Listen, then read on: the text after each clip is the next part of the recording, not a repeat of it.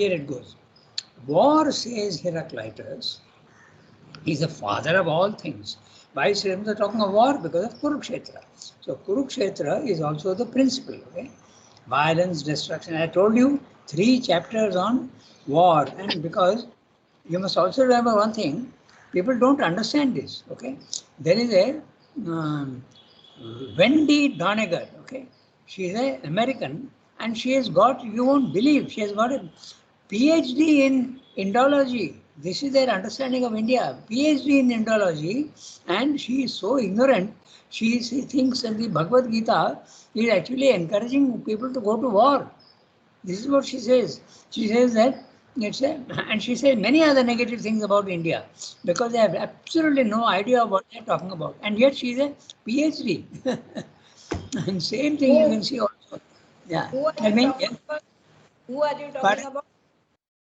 I'm talking about Wendy Donegal. Okay. She is an American Indologist, and she studied some of the dharma in India and the philosophy. Her name is Wendy Donegal. You can see she's a very controversial figure in India. Okay, so she doesn't understand at all. Like many others also, they say absolutely nonsensical things about Hinduism. So war, Srimad is justifying war in 3 chapters. Okay, he says that so long as you don't change your consciousness to a spiritual consciousness, war will not disappear.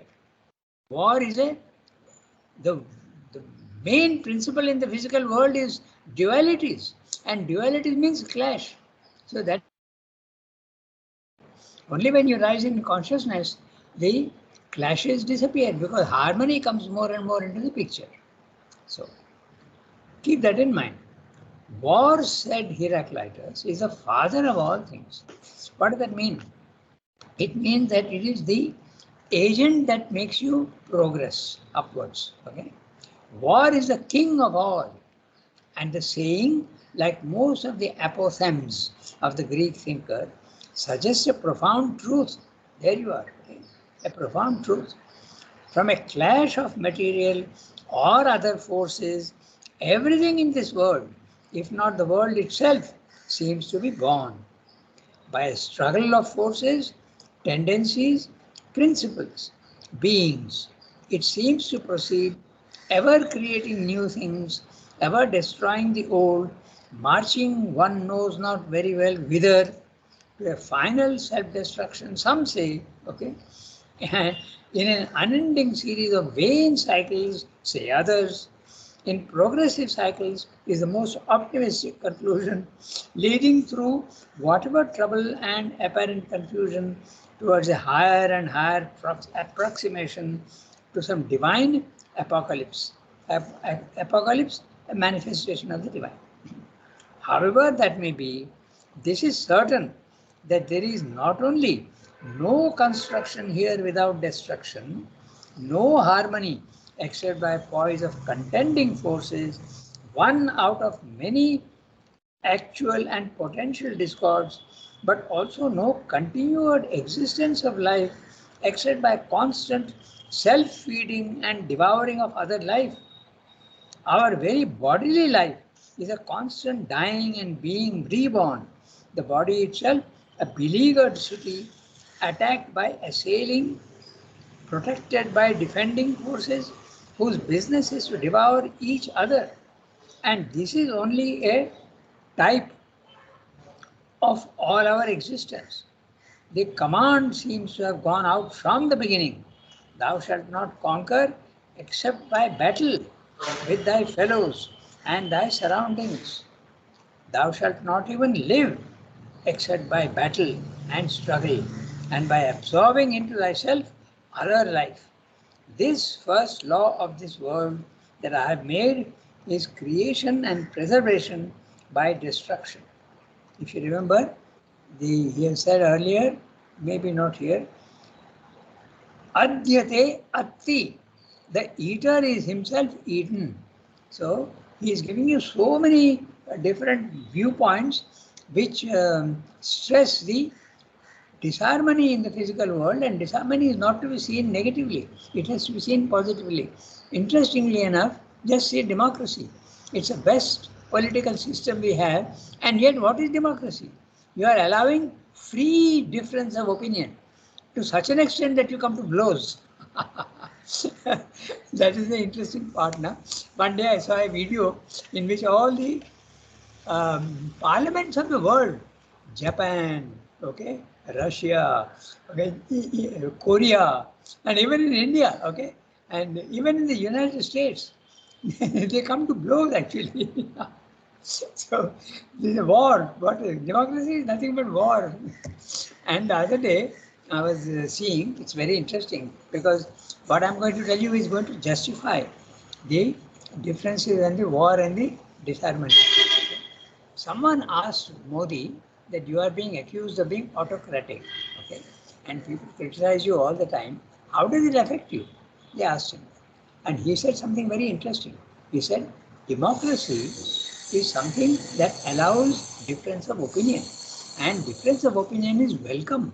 I take it in a very positive sense. I don't take criticism in a negative sense because criticism helps me to make the right decision. I know what is wrong with my decisions.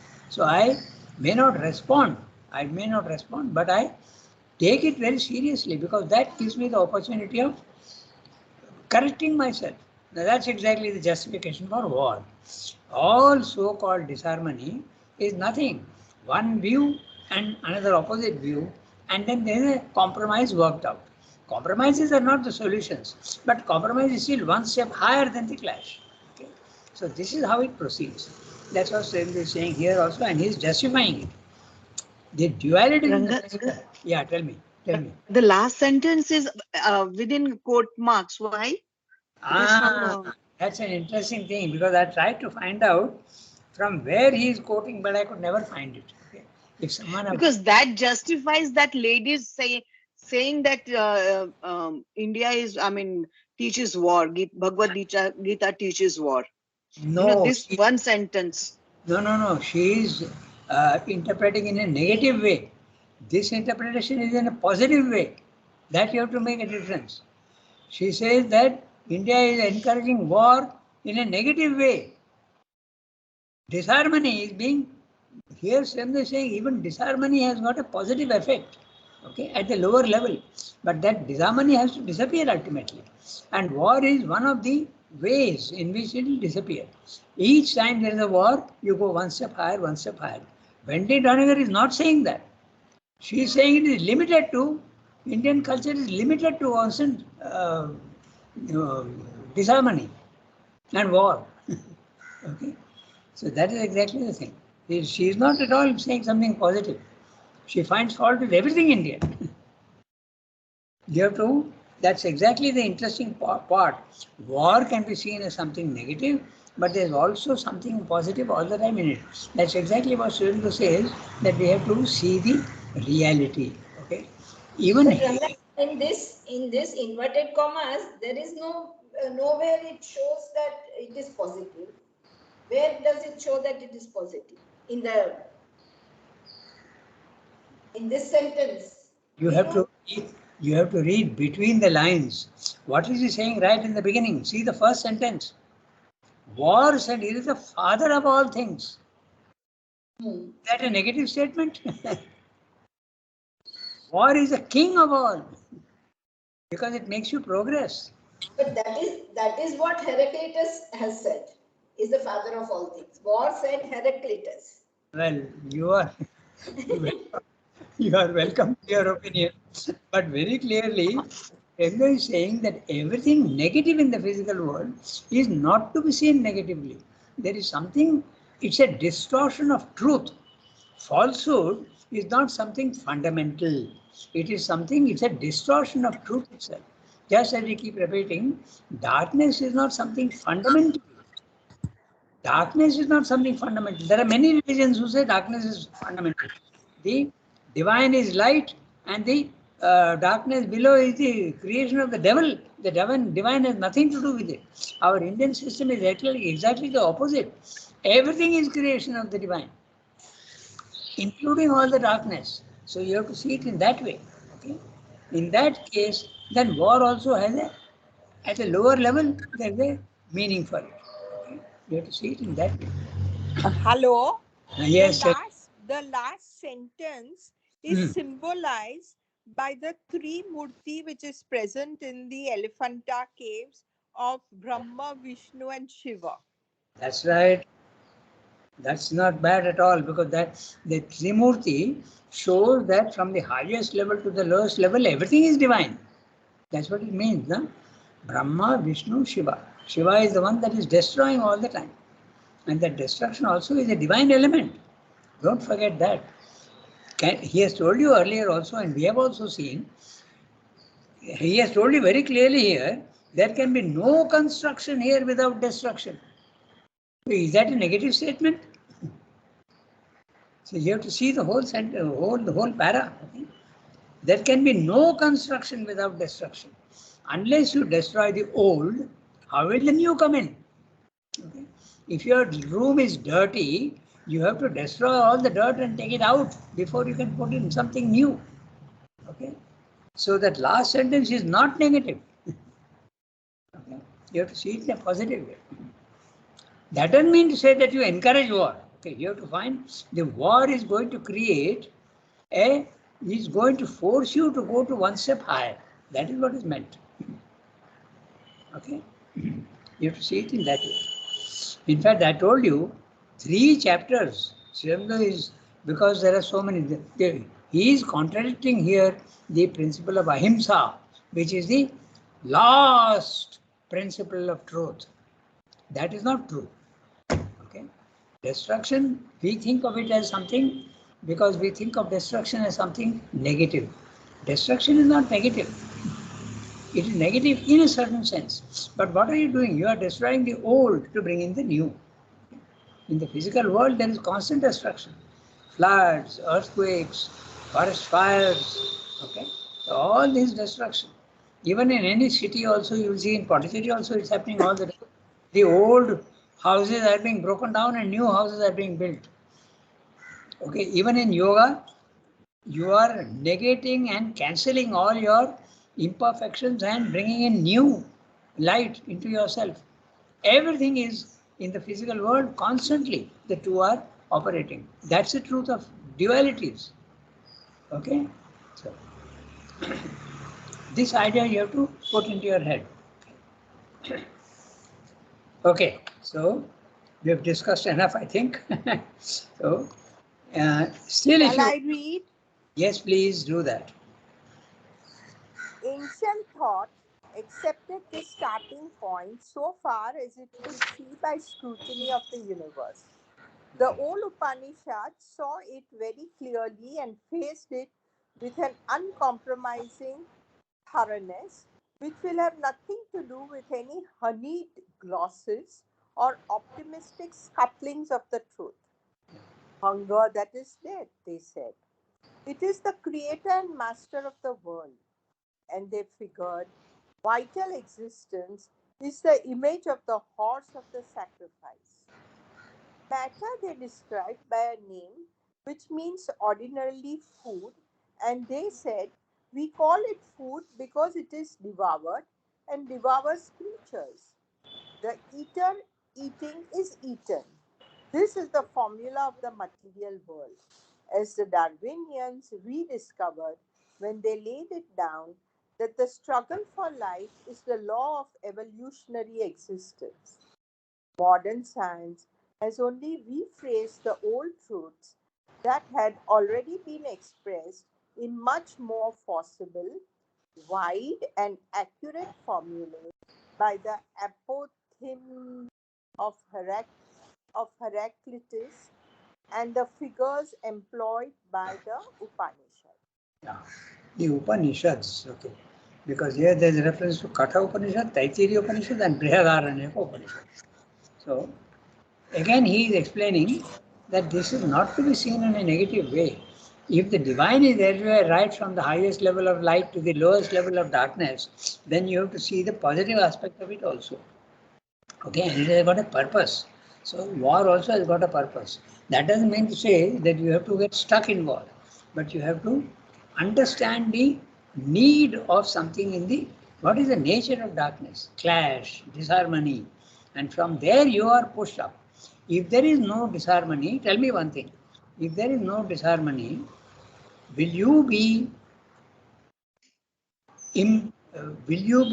encouraged to go beyond your present status?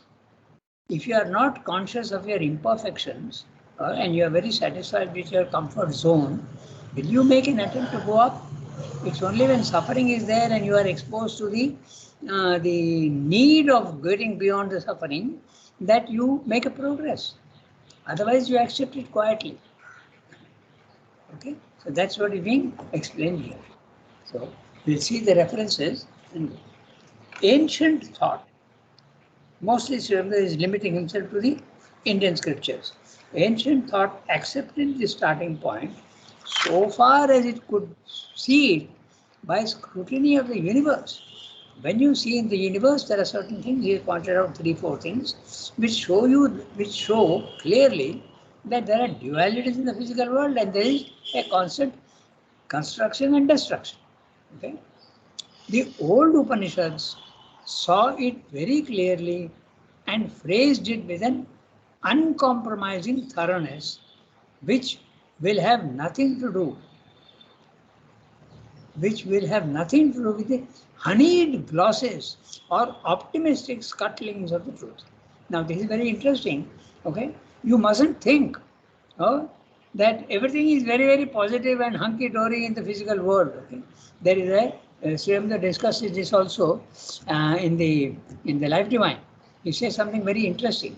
He says because there is Robert Browning. Okay, and Robert Browning has 4 lines. I have not marked them here, but in a poem called Pippa Passes, he says something interesting. He says that everything is fine in the physical world. Okay, the lark is on the branch and the worm is in the ground and the birds are singing and sun is rising. Everything is hunky-dory. Everything is fine. So Srivamda says very clearly that this is a very shallow optimism. It does not see the negative aspects. You must see the negative aspect and also see what is its utility. So this is what he's saying here. He is using the words honeyed glosses. You are glossing over the truth. Okay. The truth is that there is disharmony in the physical world. Okay. And it's not tell me. I'm reminded of that line. I don't know from where, but God is in his heaven and all's right with the world. That's right. I'm referring to that only. I'm referring to Robert Browning. Okay. Yeah. And all's right with the world. That's the last line of the 4 lines. Yeah. That's right. If you go to the internet and type out these lines, you will get the 4 lines that I'm referring to. This is the optimistic scuttling. You are very optimistically, you are ignoring the truth. Exactly. Okay.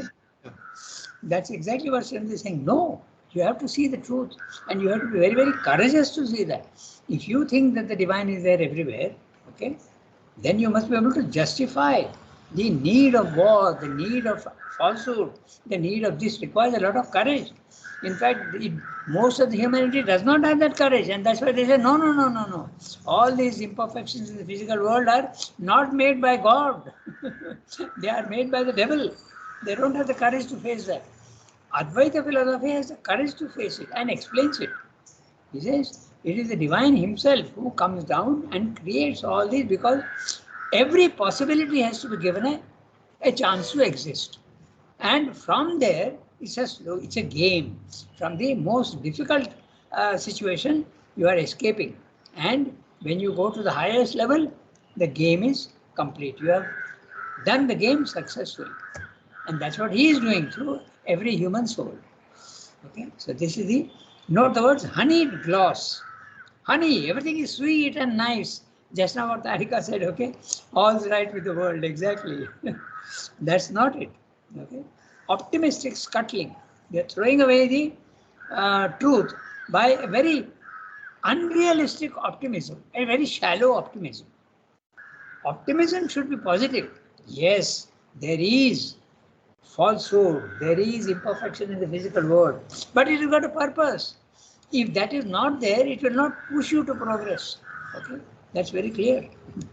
You will remain in your What? comfort zone. Yes, tell me. Scuttling means what exactly? Scuttling is what? Scuttle is to throw away. Throw away. Okay. The scuttle is to deliberately sink a ship. That's what it means.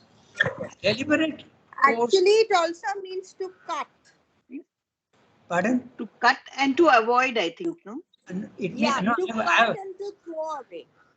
that one meaning, but the other meaning, scuttle means deliberate sinking of one's own ship. A deliberate cause or scheme to fail. That's what it means. Okay.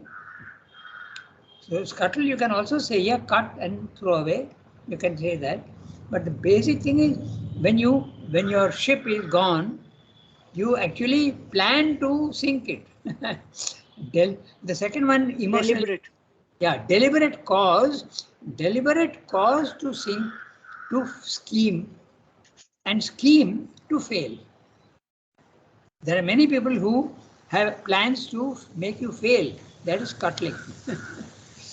Okay, so what's happening in Pakistan is that they try to so the, Imran today is going to face the no trust motion in his parliament, and he tried his best to make the others fail, but he did not succeed. Okay, so I go on to the next sentence. Srimad is now giving many examples of showing that yes, there is disharmony in the world, and that is the nature of the world, but it's got a purpose. Don't think only negatively. Hunger that is death, he is referring to the Brihadaranyaka Upanishad. Hunger that is death, they said, is the creator and master of the world. Now, hunger, if you interpret as the need to have something which you don't have. So, hunger at the physical level becomes desire at the vital level, and becomes a desire to have knowledge at the mental level, and becomes also the aspiration in the spiritual level. There's a gradation. Okay, so that is what you have to see. If hunger is not there at the base, then all these things also may not exist. Now you have to see that clearly. Hunger is something that forces you to have something which you don't have and you need. You eat food. So that is hunger. That is necessary at the physical level. That hunger becomes hunger to own something at the vital level. That is desire. It becomes desire. So even desire has got a function in the physical world. Although it is negative, you have to go over it. This going over again and again stress that there is a gradation for everything. And when you in this gradation, you are at a particular stage. When you look down, it is something that you have to get over. And when you look up, it is something that you have to climb to. Remember, ego was the barrier, ego was the obstacle, and ego is the helper. Similarly, mind also. Mind is so important for man. Okay? But you have to go beyond the mind. In fact, Sri Aurobindo goes to the extent of saying even the overmind, which is a huge plane of knowledge, spiritual knowledge, you have to go even beyond that. Okay? There's no end. So remember this gradation. Okay? So, But I didn't understand hunger that is death. So death, what does he mean by hunger that is death? Okay, very interesting, but it's very easy to understand this. When you are eating, what are you eating? All the dead skeletons of anything, any living being. So you are causing death for the other thing that you are eating. Yeah. Yes. When you are eating meat, you are eating something that is, you are causing death to something else. So that is the food chain that science has realized. Okay, there is a food chain.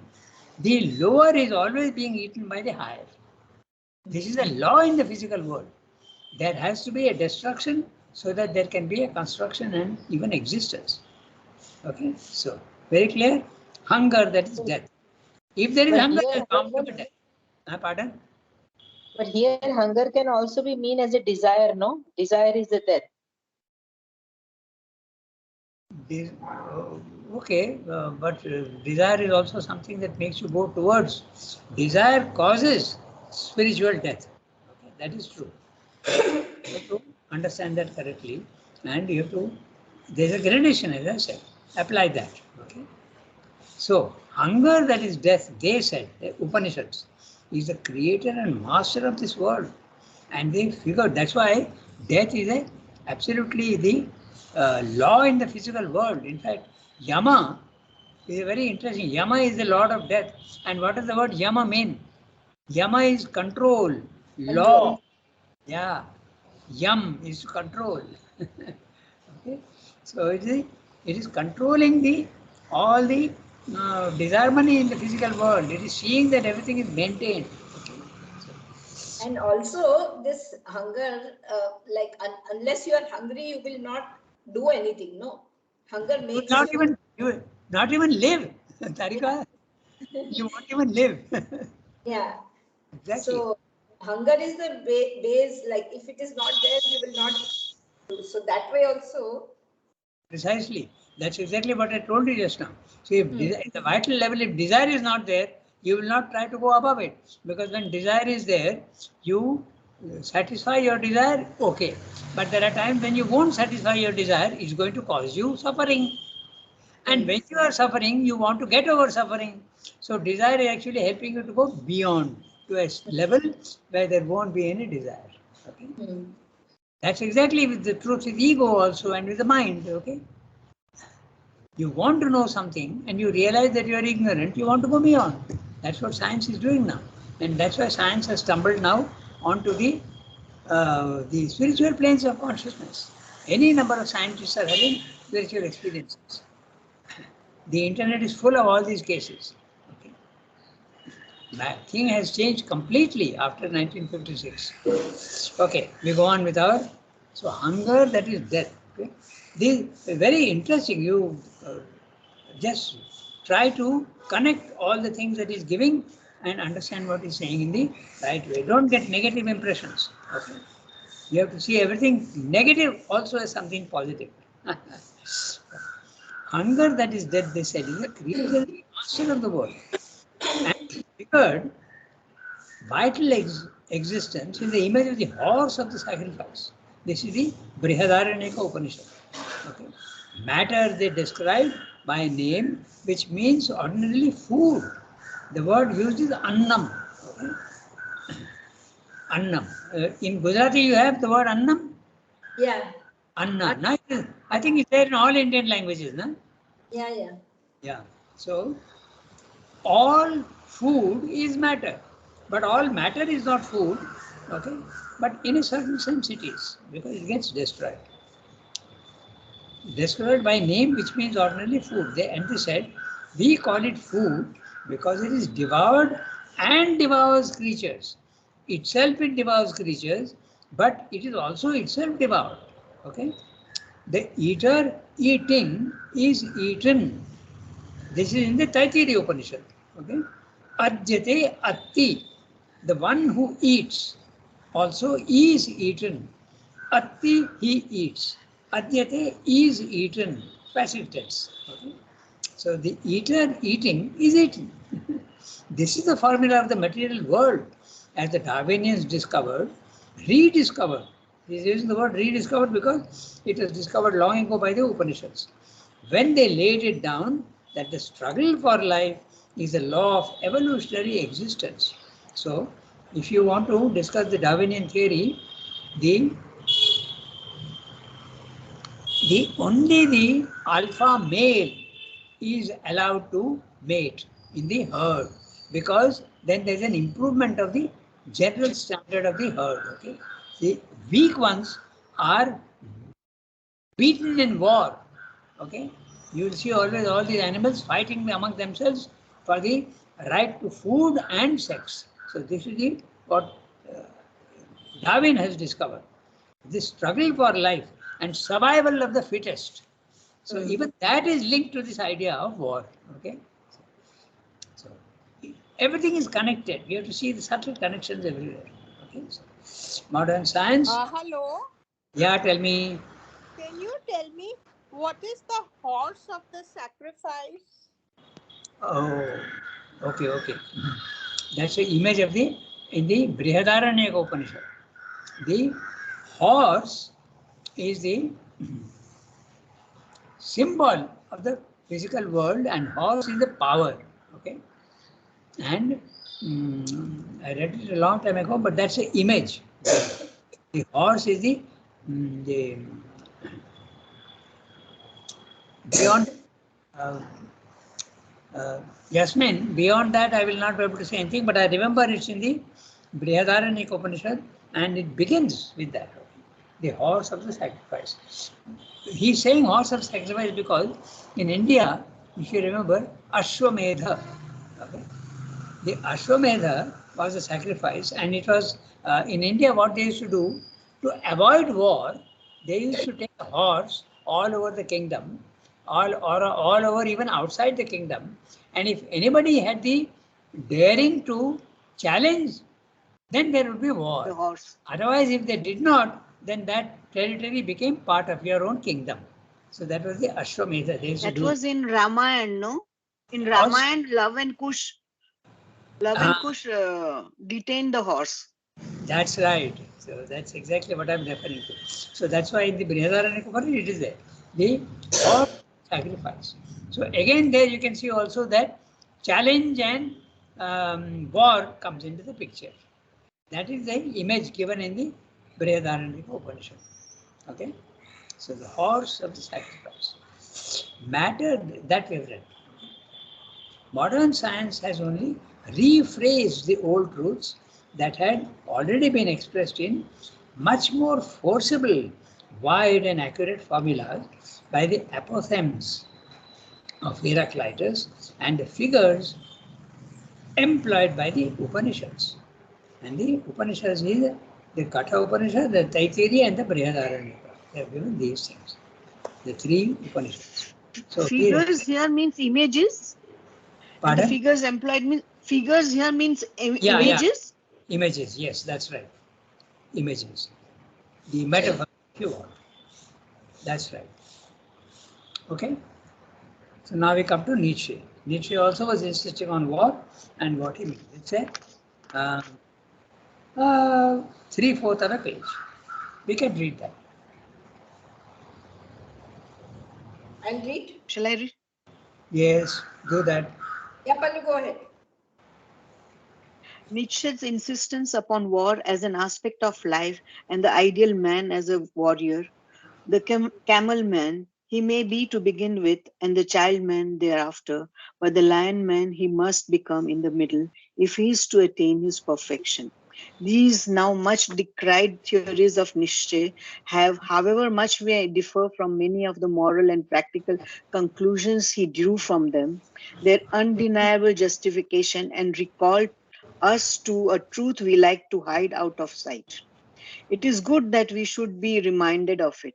First, because to see it has for every strong soul a tonic effect which saves us from the flabbiness and the relaxation encouraged by a too mellifluous philosophic, religious, or ethical sentimentalism.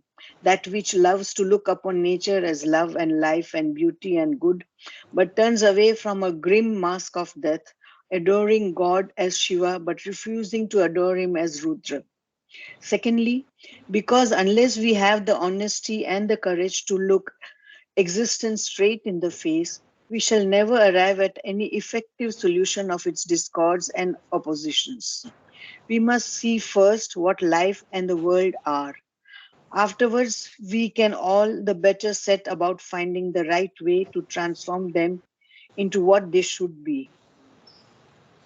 If this repellent aspect of existence holds in itself some secret of the final harmony, we shall, by ignoring or belittling it, miss that secret, and all our efforts at a solution will fail by fault of our self indulgent ignoring of the true elements of the problem. If, on the other hand, it is an enemy to be beaten down, trampled on, excised, eliminated, still we gain nothing by underrating its power and hold upon life or refusing to see how firmly it is rooted in the effective past and the actually operative principles of existence. Same idea, he is expanding and bringing in Nietzsche. Okay. In fact, Nietzsche was a, Cyrano calls him a blind seer. because he had the idea of a superior man, okay? He called him a Superman also. The word used also is in German, Superman. But Nietzsche's Superman is not Srebno's Superman. Nietzsche's Superman is a exaggeration of the good qualities of man, okay? His power aspect is stressed. Okay, it's interesting. Perhaps he had the experience of power more than that of love and gentleness. Maybe. Because Srebno calls him, as I said, he is a seer. He is seeing the truth, but he is blind. He does not see the whole truth. Nietzsche's insistence upon war, this is a very interesting paragraph. We'll quickly go through, we can finish it today. Nietzsche's insistence upon war as an aspect of life and the ideal man as a warrior. Note that. Yeah? The best man is a warrior. He is the one who wars, conquers, and lords it over the others. He is superior to others and he must conquer them. That is the reason why, although some people deny it, Nietzsche was the origin of Nazism. The whole principle of Nazism that we are a superior race to everybody else. Okay, that was their insistence, and that's why they eliminated all the Jews. Okay, so ideal man is a warrior. The camel man, he may be to begin with very inferior. He is doing only very, very simple works. And the child man hereafter. But the lion man, he must become in the middle if he is to attain his perfection. He has to grow in power. That was Nietzsche's idea. These now much decried theories of Nietzsche have, however, much we may differ from many of the moral and practical conclusions he drew from them. Their undeniable justification and recall us to a truth that we like to hide out of sight. Okay, we don't want to see the ugliness of the world. Okay, we avoid it. We brush it under the carpet. That's what he's saying. Okay, we come back to the idea of the shallow optimism, optimistic scuttlings and honeyed gloss. Everything is fine in the world. No, it's not that. You have to be very, very open your eyes wide, see the nature of the divine, of the seeming anti-divine, and try and find out what is its truth. So that's what he's saying. It is good that we should be reminded of it. Reminded of what? Of the ugliness of life and the war. By the way, he's saying much decried theories of Nietzsche, because there are many people who say that the Nazi philosophy came from Nietzsche. We are superior and we should be superior. So that was the whole idea. But there are some who deny that. I think those who love Nietzsche say that no, this is a wrong conclusion. But definitely the aspect of power is stressed by Nietzsche. And Srebno therefore calls him a blind seer. It's interesting words he uses. He is seeing the truth, but not the whole truth. Many differ in moral and practical conclusions that is true from. And practical conclusion, therefore the German race, the Aryan race, is superior to the others and they have the right to dominate the others and rule them. That was the whole philosophy. Okay. Practical conclusion and their undeniable justification and recall to us a truth we like to hide out of sight. We don't want to see. There are many people who don't want to see ugly things. Suppose you want to avoid when the vital is weak. Okay, you don't want to see. It's not something very uncommon. If two people are fighting very intensely and they're hurting each other, there are many who will feel so sensitive that they'll want to turn their eyes away. They don't want to see that. It goes to such an extent, I tell you, that when there are some people who faint when they see blood. Have you heard of that? Okay. If you see the red blood coming out, there is a person who faints. I've come across this many times. I've been told. I know of many cases. I won't take the names, but I know. So that's a weakness of the vital. When the vital is very weak, it can't stand very intense and very disturbing sights it can't see. It wants to turn away. Rangata, being sensitive becomes you become weak. If you are sensitive, that doesn't mean you are weak, or is it? No. Sensitivity is the capacity to receive the impressions, but that depends on the vital. If the vital is weak, then your sensitivity is a problem. But if the vital is strong, the sensitivity is something positive. Nah? You have to see it that way. Sensitivity is the openness to things coming from outside. Okay? And your vital, what is it? Is it strong or weak? You have to see it that way. It's not that this vital itself is always sensitive. It can be strong or weak, both it can be. But sensitivity is good without being disturbed. A strong vital will not be disturbed by, I tell you, I have seen, okay, one day I was coming from knowledge and there was a man who was suffering a epileptic fit, okay, and I can tell you it's not a good sight. I don't know if any of you have seen, but he was writhing in pain and his whole body was shaking very, very intensely on the footpath. And there were people who could not stand that and they just went away. There are one or two who came and helped him.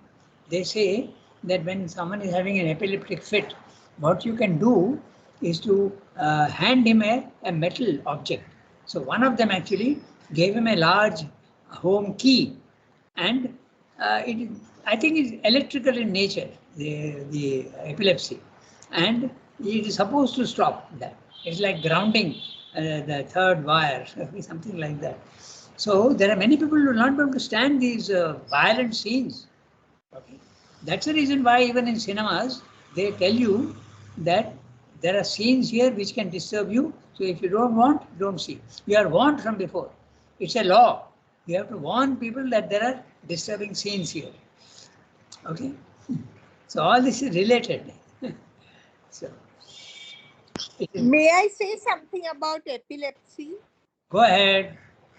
You see, what happens is there are multiple electrical connections in the brain, and Okay. sometimes at one spot there is, you can say, like a electrical volcano, and Okay. it is that electrical volcano which sets off these fits. But there That's are right. two types of fits. One is where you get a fit, and the other is where a person just faints and is unconscious without the body trembling. Now, Okay. when a body trembles, you are supposed to put something in the mouth. You know why? Because otherwise, the tongue will roll back and block your breathing.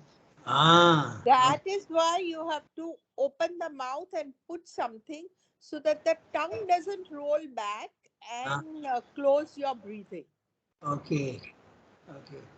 Archana Di also is there in this, and she is also listening. She is a doctor also. So yeah, it's interesting. But and Srirando says something very interesting about epilepsy. He says that it's a defect in the brain, and it is usually epilepsy happens when there is a, from the spiritual point of view, he's saying that it's a seizure. There are some hostile forces that come in and use this lacuna in the brain to create this seizure. This is what happens. So anyway, that's In our not. school days, Pardon? in our school days, we had a boy who was epileptic, and we used to give him something in the hand, the Ah, key or something. that's I right. don't remember the name, but we had an epileptic Yeah. in But our time, school time. Yeah, I don't recollect his name right now, but he was there. You might be knowing. I don't know. there is can be hereditary also, and we have a boy in the ashram even now who is living. Okay, he was epileptic, but nowadays they have found a, I think it's called Gardinal, the medicine, and that keeps the epilepsy under control. So some solution has been found, but you need to take this drug throughout your life. Okay, you let Archana has to confirm what I'm saying, because I knew a boy quite closely connected with me who had epilepsy. He still has, but he doesn't have seizures. Gardinal was a very old drug, and it made you feel very, very sleepy. Okay. So all Drowsy. these people, especially students, would feel so drowsy and sleepy. But Okay. nowadays we have many other new drugs also. Yes, But Okay. actually, exactly. what Sri Aurobindo has said is always it is a vital attack. And That's if you right. see, these are people who are weak and who allow that vital attack to take place in them. That's right. That's a psychological truth. But there is also a physical truth, which is the biological and uh, what is called uh, yeah, the physiological truth. That there's a truth physiological. Sometimes, Ah, if there is a small tumor in the brain, yes. then that Yeah. tumor also acts as an irritant and Ah, it throws these electrical impulses. So you right. have to first rule out that there is no tumor in the brain. And when you do a electroencephalogram, Ah, sometimes that shows disruption in the electrical impulses. ah, ah. Okay. So we are now almost at 8:40. So we'll have to stop here today and we will complete it next time. But Srimda is again saying towards the end of the para, there should not be uh, shallow optimism.